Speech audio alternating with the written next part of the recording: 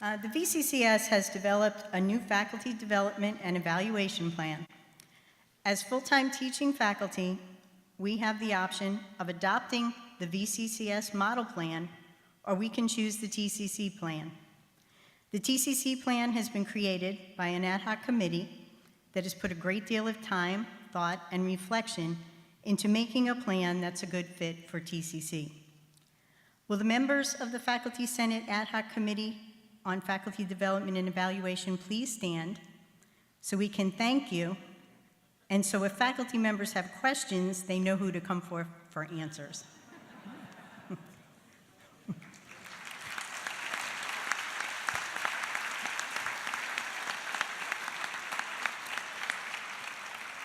We have the next slide. It's been over 2 years since the VCCS first created the task force to put together the Faculty Development and Evaluation Plan. The VCCS task force does consist of faculty, deans, academic VPs, and many others. It was in February that they actually passed the policy that created this new faculty development plan that we all have to come under. When we first got together, we figured we'd go from the policy and then create the plan from there. But we've come to find out that the specifics of the plan was much more specific than the policy is. But as many of the colleges have submitted their plans, we are finding that we have to stick a lot closer to the plan than the actual policy. The premise of the new faculty development plan is to promote high performance standards and continuous improvement, and to create a world-class faculty and increase student success. Each individual college can choose to use the VCCS model plan as it's been put together, or we can create a plan that is more suited to our particular colleges. Okay, next slide. Over the last year, the plan has been submitted to CFAC, the Chancellor's Faculty Advisory Committee. It's gone to the deans, it's gone to the presidents, it's gone through the state board, and it has been a dynamic plan in that it's been changed many times up until last Friday. On Friday, Dr. DeMark sent me the latest email with the latest changes. So every time we try and do something with this plan, it gets revised a little bit more. We did put the ad hoc committee together back in February when the policy was approved, and we've been working very diligently on it ever since. Next one. Right now, the TCC plan was based on the policy. It's based on the VCCS model plan, and it has taken into consideration what we have already been using with the TCC faculty responsibilities paper. The documents that we are using to create this plan can be found at this website, but after Friday's email, I wasn't able to access it, so hopefully after today, maybe we can. Next. So what's this big plan all about?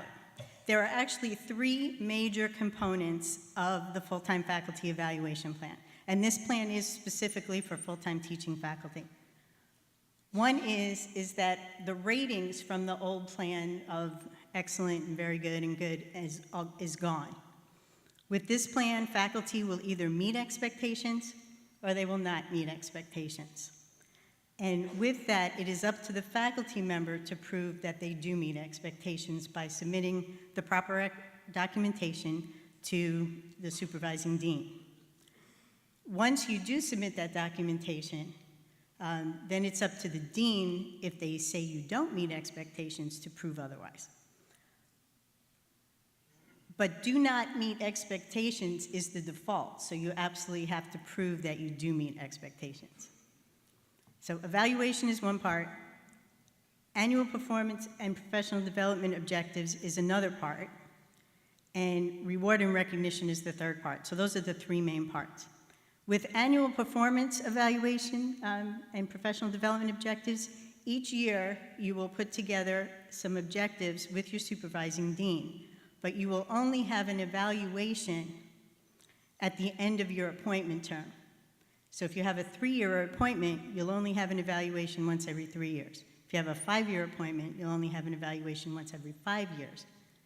But you have to meet the objective in every one of those 5 years. So documentation is going to be very important. And then there's reward and recognition.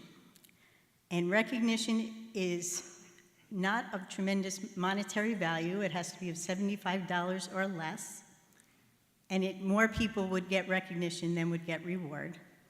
And then reward is of a higher monetary value, and obviously fewer people would get that. Next. So those are the 3 main parts of the plan. And to date, the ad hoc committee presented the plan to Faculty Senate on May 2nd. We put together a Blackboard organization, which we launched in June. And all of the documentation, including the VCCS plan, the TCC plan that's proposed, we have a blog set up on there, and there is a survey where there are still some questions that we can revise. And that site has been open throughout the summer. There haven't been a lot of people there, so if you haven't been there yet, we highly recommend that if you do want to have some input into the plan, time is of the essence right now, so we would like you to go there and put your comments in. The VCCS has been really tough on all the colleges that have submitted their plans. There have been several that have been provisionally approved, but have there been any that have been completely approved? Yes? Okay, now they have. Initially, they were provisionally. More than half. More than half. Completely or not provisionally anymore? Okay, all right, now they're approving them. But initially, it was very slow in getting approval. So there will be an audit, and Dr. Jones is going to help us with that to make sure that all our T's are crossed and all our I's are dotted, and to make sure that when we do submit the plan, it'll be in a format that's likely to be approved. Next. We are taping this today, so those who aren't here will be able to get the details about the plan, or the, not so many details, but the basics about the plan. The Blackboard organization will remain open for comments from today through August 30th. So if you do want to put your opinion in through that, please do. We are highly recommending that you do that so we can make any changes that you feel are necessary to the TCC plan, and we will incorporate those changes between August 30th and September 5th. On September 5th, the Faculty Senate will have an opportunity to vote on the plan, and then the full-time teaching vote, faculty vote, will be between September 9th and 13th. So there'll be a 1-week, Monday to Friday, opportunity for faculty to vote. And the full-time teaching faculty do have to vote on this plan before it can go to the president or to the chancellor. The vote will be conducted by email, and whether or not the vote passes will be based on the full-time faculty who do vote. So it'll have to be by the faculty who do vote. And it'll be conducted by institutional effectiveness, so it will be known that it is full-time faculty who are voting. Next. Should we approve the TCC plan on September 13th, it'll then go to Dr. Colavani, and then it must be approved by her and submitted to the chancellor, and this was another date that recently changed, sooner than October 31st in order for it to be approved and put in place for spring semester. Next. Now, until it's approved, or if it is not approved, all new faculty hired will come under the model plan until TCC's plan is approved. So anybody that's been hired recently and will start fall semester will come under the model plan. And if we do not approve the plan, then everybody will come under the VCCS model plan as a default. And that's the rundown on the new VCCS Faculty Development and Evaluation Plan.